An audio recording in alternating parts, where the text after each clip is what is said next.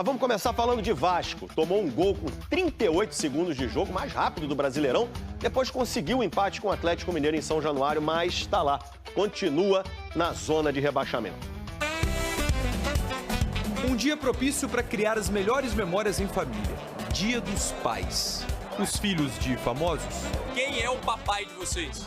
Felipe Coutinho, Leonardo. Seu pai é o Léo Jardim. Dão a sorte de entrar em campo no colo dos pais. E os pais anônimos vivem as emoções do dia na arquibancada. Ele sabe o quanto eu sofro, ele sabe o quanto eu gosto. Mas eu vivi os melhores anos do Vasco, então ele acredita num futuro melhor. Na verdade, eu estou plantando uma semente no coração dela, que enquanto houver um coração infantil, o Vasco será imortal.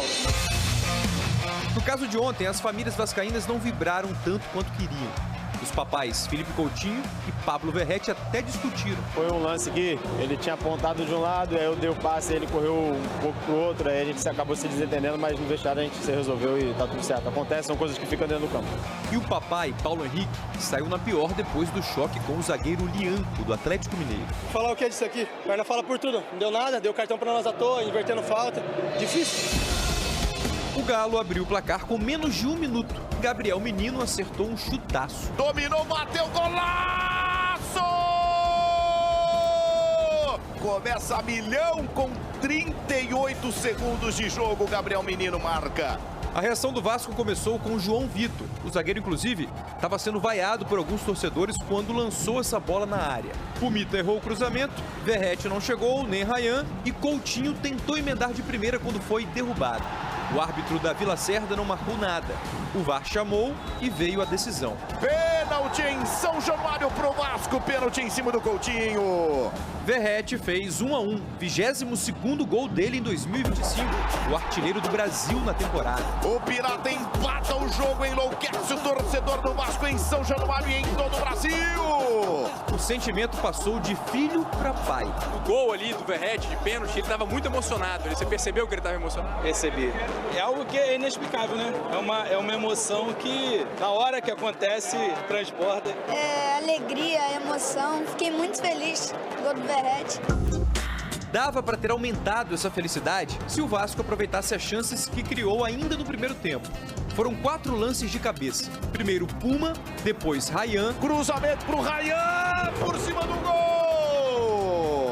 Aí no mesmo lance teve Paulo Henrique. Cruzou na boca do gol, olha o gol, espalma, Everson toca na trave e vai embora. E na sequência, depois do cruzamento, Rayan de novo. Pro Rayan, pra fora do gol. Os desperdícios do primeiro tempo continuaram na segunda etapa. Só que em vez de perder gols pelo alto, o Vasco foi mal com a bola no pé. Aos 9 minutos, Coutinho foi esperto, rápido e impreciso. Coutinho dominou, bateu, defendeu Everson. Tietê podia ter virado o jogo, foi por centímetros. Passa a esquerda com perigo. O Atlético também jogou fora a chance de vencer em São Januário. Lianco bateu essa por cima e Biel errou quase debaixo da trave. Biel perdeu, incrível! Final 1-1. O Vasco segue na zona de rebaixamento e no domingo que vem vai enfrentar o Santos fora de casa. A crítica faz parte, acho que as coisas vão começar a melhorar quando a gente voltar a vencer os jogos. O que anima é que a equipe aprende cada vez mais a se superar, a produzir, e eu acredito muito que a nossa bola vai passar a entrar e a gente vai passar a vencer os jogos. Bora dar uma olhada então na situação do Vasco no Brasileirão. O Vasco tem 16 pontos, está em 17º lugar, 5 rodadas já sem vencer no campeonato, 3 vitórias nos últimos 15 jogos. Mas vamos lá, tem 2 jogos a menos que o Vitória, que é o primeiro time fora da zona, né? Próximo jogo do Vasco é domingo contra o Santos do Neymar. O jogo vai ser em São Paulo e não em Santos. É um confronto direto ali na briga contra o rebaixamento. Transmissão ao vivo aqui da Globo para você. Teve um lance, eu diria, interessante nesse jogo do Vasco. Vamos dar uma olhada? Aí, uma jogada ensaiada de falta, um monte de jogador impedido, os caras dão uma corridinha para fora e o Coutinho joga lá onde eles estavam, mas depois deixaram de estar. Não é um negócio estranho, gente? Pelo amor de Deus, olha lá, a bola do Coutinho vai exatamente onde os caras estavam antes. Rodou. Em 40 segundos, algumas coisas podem acontecer. Inclusive esse golaço aqui do Gabriel Menino abrindo o placar em São Januário. O Vasco teve que correr atrás do prejuízo. e respondeu bem com esse chutaço de Tietê. O time da Colina reclama de pênalti de Coelho em Coutinho e após análise do VAR, o árbitro marca a penalidade. E é Verrete quem vai para a cobrança e deixa tudo igual. O Galo veio na bronca e Rony manda essa bomba para Léo Jardim se esticar todo e salvar.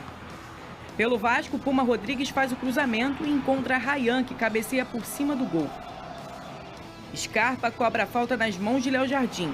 E o gigante da Colina tinha Puma Rodrigues, que de novo manda o cruzamento e desta vez é Paulo Henrique quem cabeceia para Everson salvar com a ponta dos dedos. A bola ainda fica viva e Ryan também manda por cima do gol. Segundo tempo, o Galo começou colocando pressão. Bianco leva perigo e Rony desperdiça. Coutinho tem uma chance em cobrança de falta, mas Everson consegue salvar.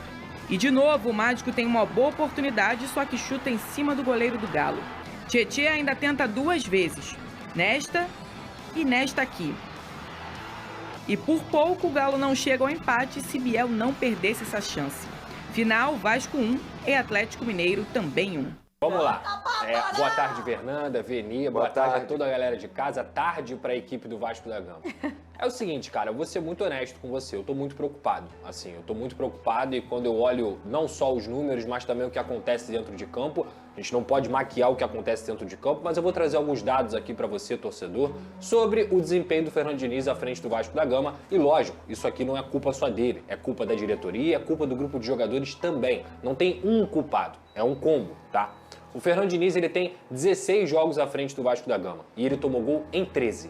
Ele só não tomou gol contra o Fortaleza, o CSA e o Melgar, um time de Série C, um time peruano que ninguém conhece e o Fortaleza que vive a pior fase aí dos seus últimos anos, tá? Só 3 jogos em 16. O Vasco tem apenas 2 vitórias com o Fernando Diniz em 9 partidas dentro do Campeonato Brasileiro. O Vasco somou apenas 2 pontos em 9 disputados dentro de São Januário, sob o comando do Fernando Diniz nos últimos jogos. E o Vasco é uma equipe que tem 16 pontos em 17 jogos feitos, ou seja, a média de pontos do Vasco é menor do que a de jogos que ele tem.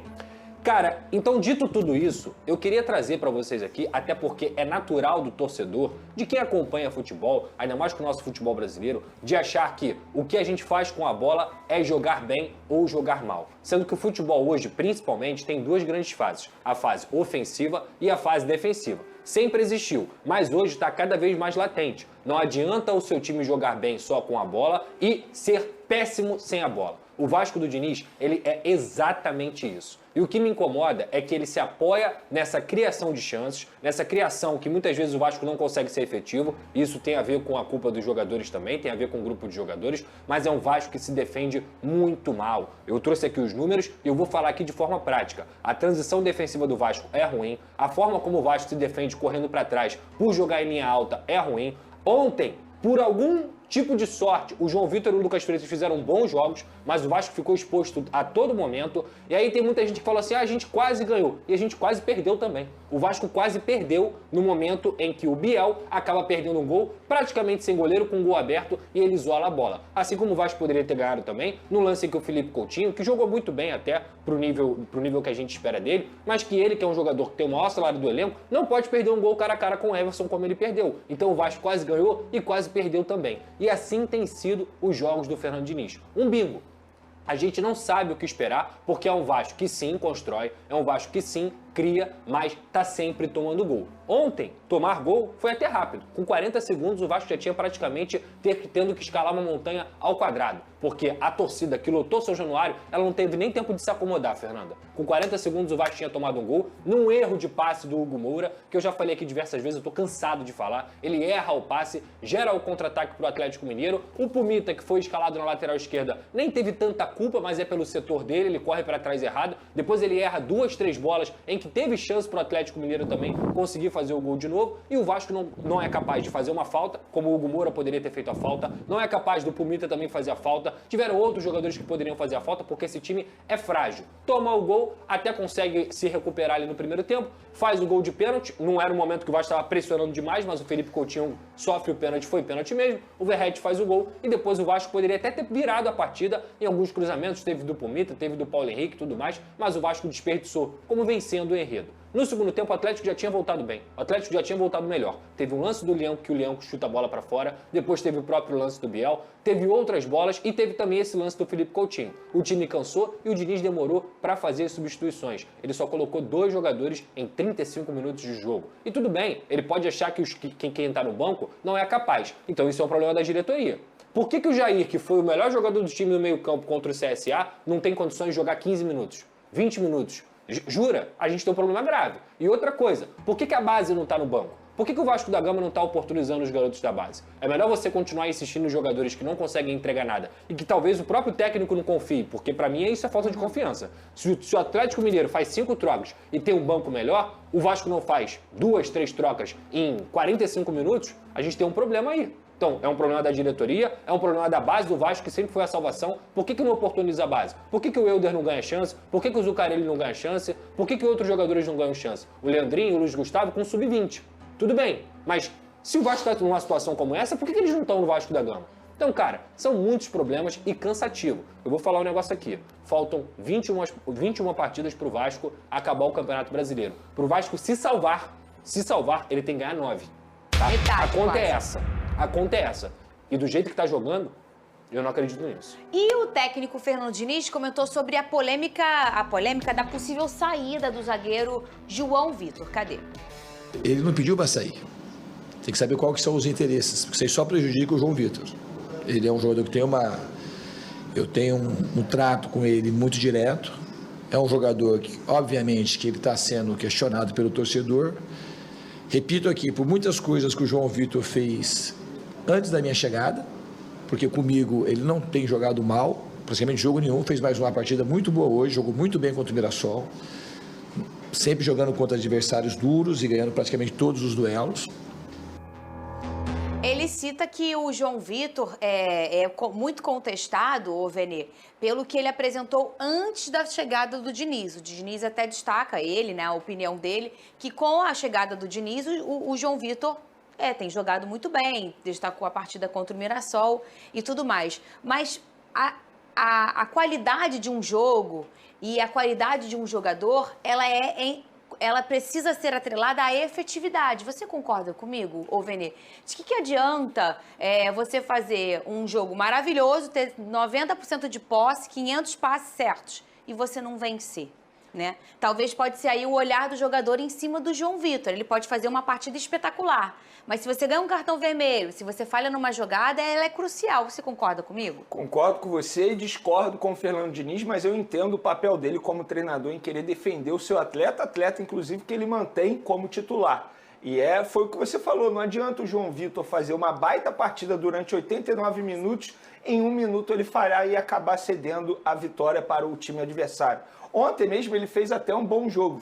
Mas isso não me faz crer que o melhor seja ele continuar sendo titular ou até mesmo continuar sendo jogador do Vasco da Gama. Não sei se ele vai sair ou não nessa janela ou no fim da temporada, mas eu acho que o melhor para o Vasco e até mesmo para o próprio João Vitor, sim, seria o jogador respirar novos ares. Eu concordo com você em tudo que você falou. Mas eu entendo o Fernando Diniz. Sim. Ele está ali numa entrevista coletiva, ele vai defender o atleta dele. O que ele vai falar, né?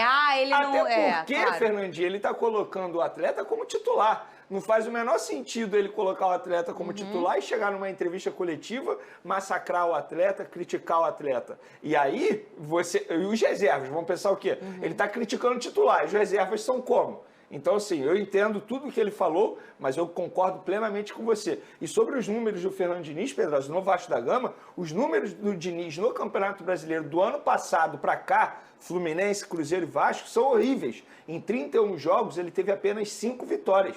Isso é preocupante demais. E eu discordo totalmente do torcedor vascaíno e até mesmo do Fernando Diniz quando diz que o Vasco vem jogando muito bem. O Vasco não vem jogando muito bem.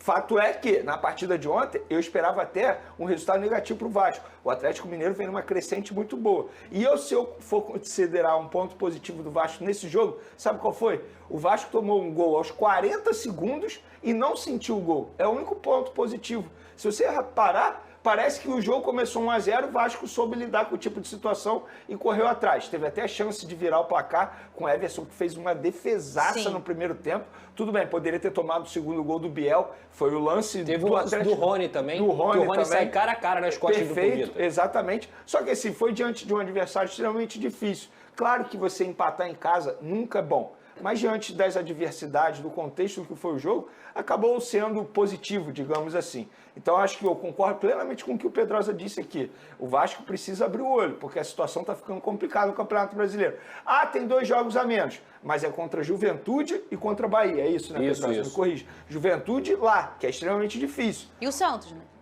Não, o Santos já é Campeonato Brasileiro normal. No Morumbi domingo. Esses 2 jogos a menos, no caso, é Juventude e Bahia. Você tá falando jogos a menos. Os 2 jogos a menos. Porque mas depois do Santos é o Juventude. Muita gente senta nessa zona de conforto. Ah, tem 2 jogos a menos. Beleza, mas qual é a garantia que você vai ganhar esses 2 jogos?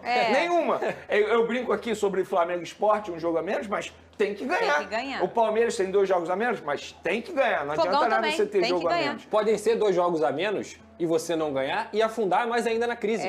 Porque aí você ainda perde a gordura e perde a confiança. Porque nem aquilo ali você tem como se apegar. Só sobre o João Vitor, uma coisa que o Diniz fala, e eu acho que ele tem mesmo que proteger o jogador dele, tá? Porque se ele não proteger o jogador dele, ele vai perder o atleta. Ele tá botando o jogador como titular, não tem como ele não proteger. Só que ele não pode distorcer os fatos. Ele falou ontem que o João Vitor não errou com ele. Eu vou lembrar aqui, o João Vitor errando com ele. Ele erra de forma bizonha contra o Independente Del Valle, que ele pisa na bola e cai.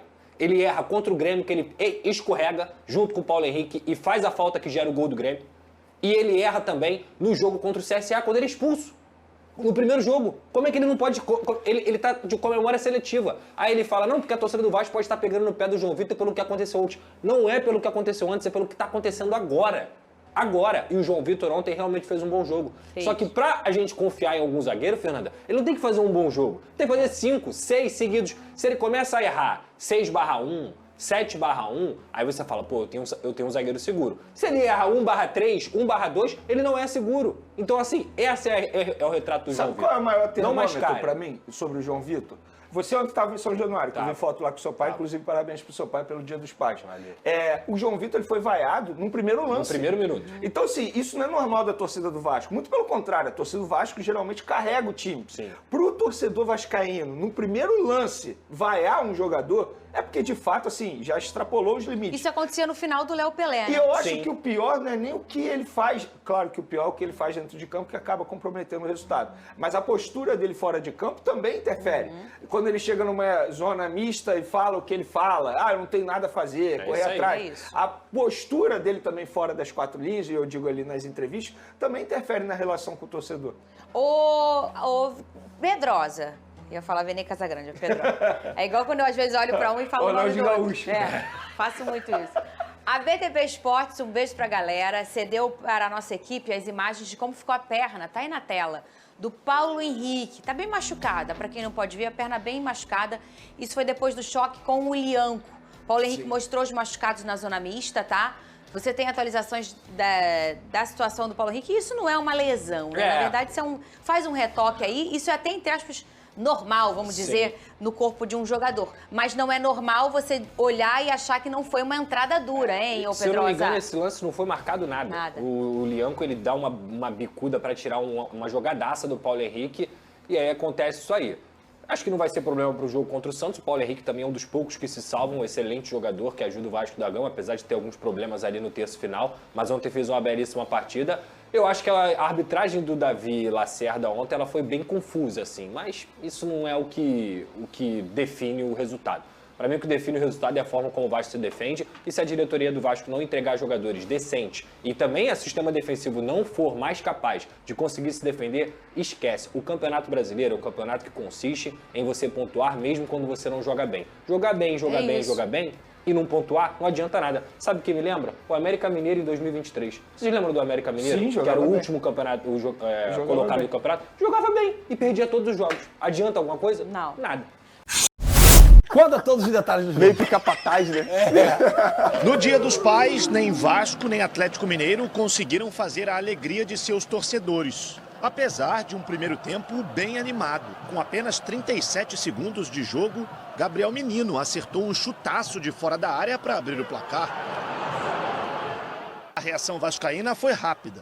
Aos 15, Coutinho foi derrubado por Coelho dentro da área. O árbitro não marcou a penalidade em campo, mas após consultar o VAR, assinalou o pênalti. Verratti deslocou Everson e deixou tudo igual.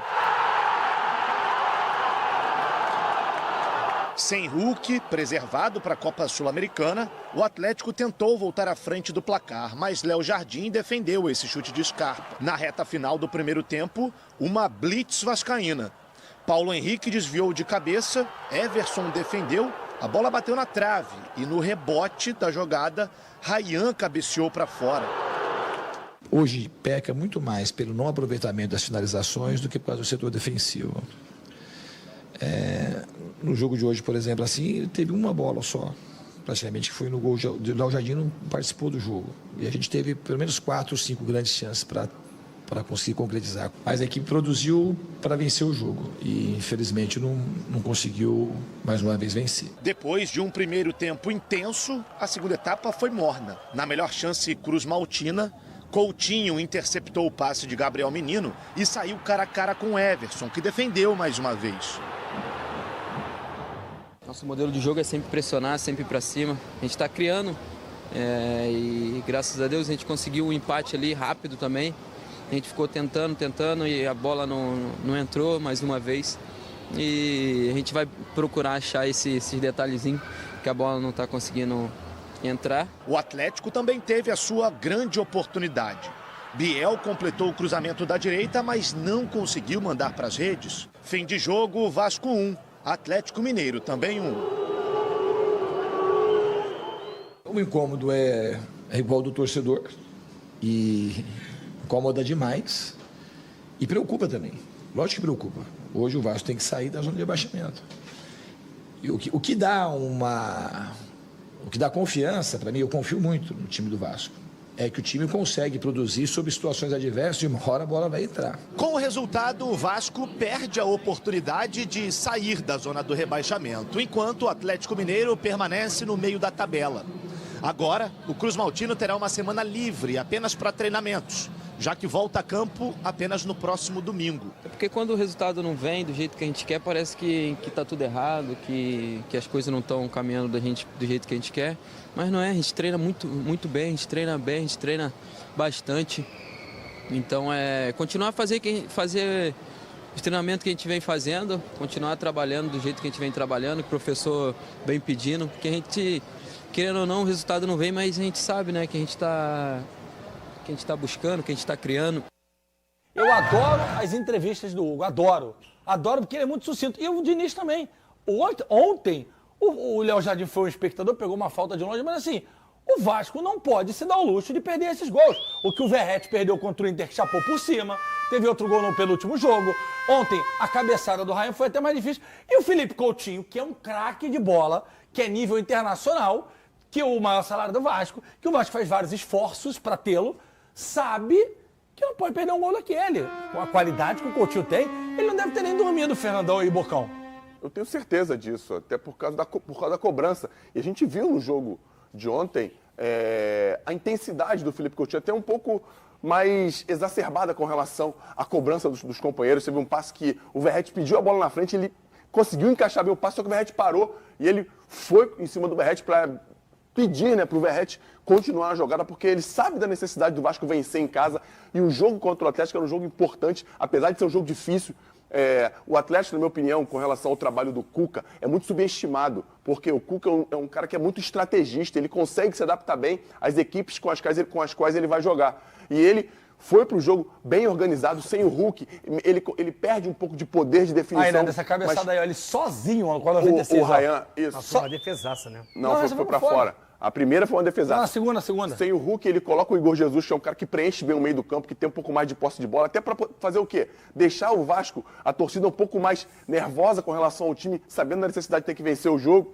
Mas, mesmo assim, o Vasco fez um bom jogo, o Diniz Está conseguindo colocar a ideia dele dentro da cabeça dos jogadores. O Vasco tomou o gol com 1 minuto de jogo e não se desesperou. Pareceu ser um time maduro para poder absorver a pancada e continuar, tentar fazer. Fez o seu gol. Tem que pontuar podia mais, ter feito. Concordo com você, GV. Tá para ontem. O Vasco tem 2 jogos importantíssimos. Santos na Vila e Juventude em casa. Jogos que são confrontos diretos para a briga contra o rebaixamento. O Vasco tem que fazer no mínimo 4 pontos. Isso contando com o empate lá contra o Santos, né, que venceu fora de casa o Cruzeiro.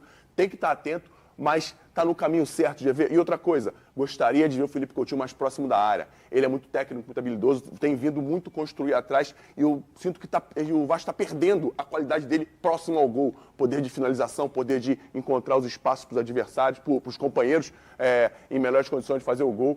Mas o Vasco está no caminho, precisa de reforços e tem que vencer, GV, o quanto antes. O chute que o cara acerta também é brincadeira. Se fosse você, tu pegava.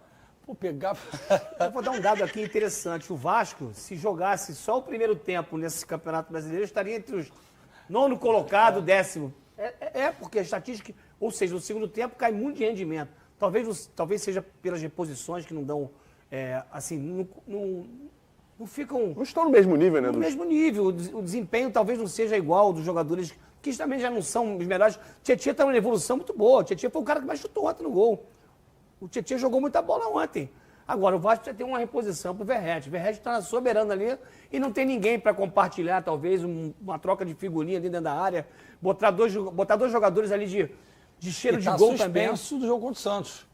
Verratti. É isso. Não joga no jogo contra o Santos. Agora, muita gente acha que isso é uma característica dos times do Diniz, que jogam o primeiro tempo muito bem, tipo contra o CSA. O Vasco ganhou do CSA de 3-0 no primeiro tempo e perdeu o segundo tempo de 1-0 na Copa do Brasil.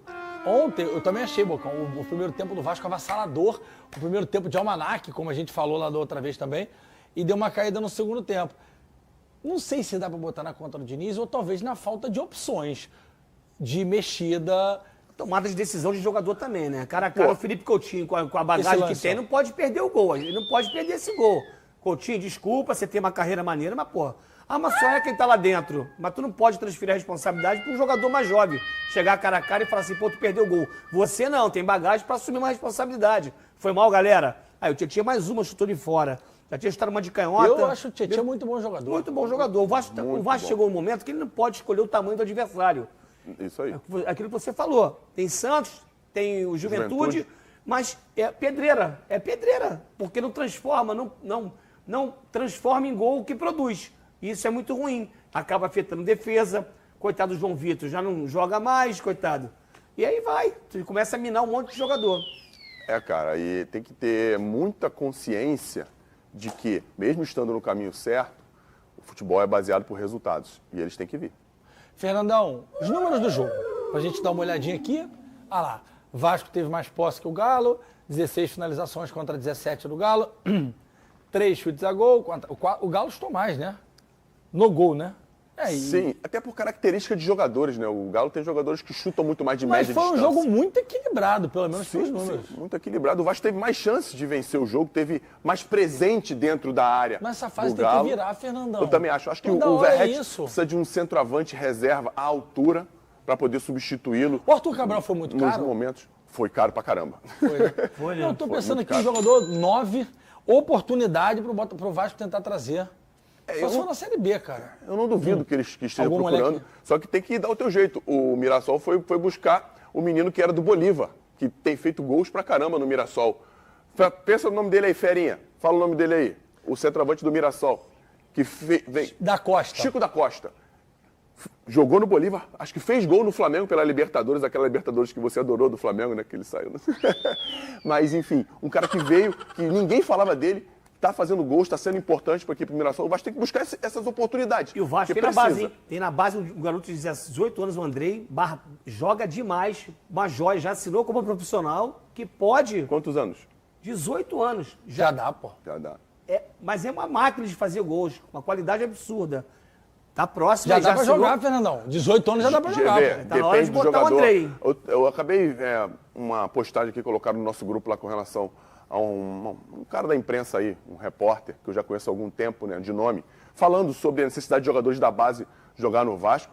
Eu acho que dentro tem que ver o contexto, né? Tem que ver os treinamentos, ver pra se não queimar o garoto, tem bagagem. E também, e até pro treinador. É muito fácil a gente de fora ficar falando sem saber do contexto que acontece nos treinamentos. Concordo. E com relação a colocar um jogador, você pode, além de queimar o jogador, o treinador tá ali, o futebol brasileiro é uma selva, tanto para treinador quanto para jogadores. E dentro de um contexto desse, se você for irresponsável, você coloca a carreira de jogador em xeque e o teu trabalho. Por outro lado, precisa se olhar para a base do Vasco e falar, por que não produz mais? Felipe, Pedrinho, Juninho Pernambucano, Mas tantos produz, outros. GV. Calma.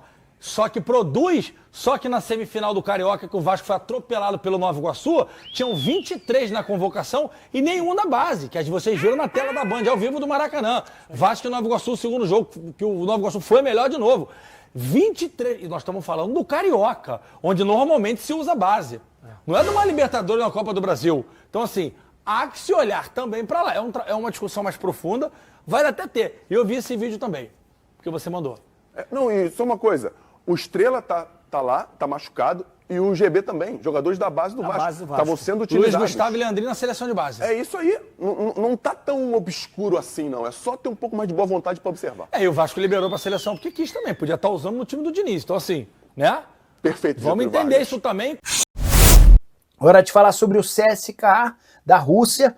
O time é o interessado no João Vitor, zagueiro do Vasco, que tem seu futuro indefinido.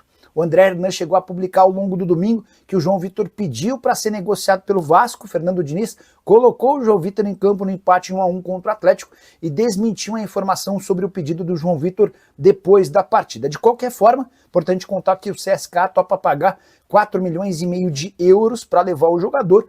João Vitor, que havia sido comprado do Benfica por 7 milhões de euros. Por falar no Vasco, contar que Carlos Cuesta, zagueiro colombiano que pertence ao Galatasaray, interessa ao Cruz Maltino, está de mudança para o Spartak Moscou. Ele já aceitou uma oferta do time russo, contrato de 3 temporadas e um valor de 6 milhões de euros entre salários, direitos de imagem e luvas para ele. Se é Vasco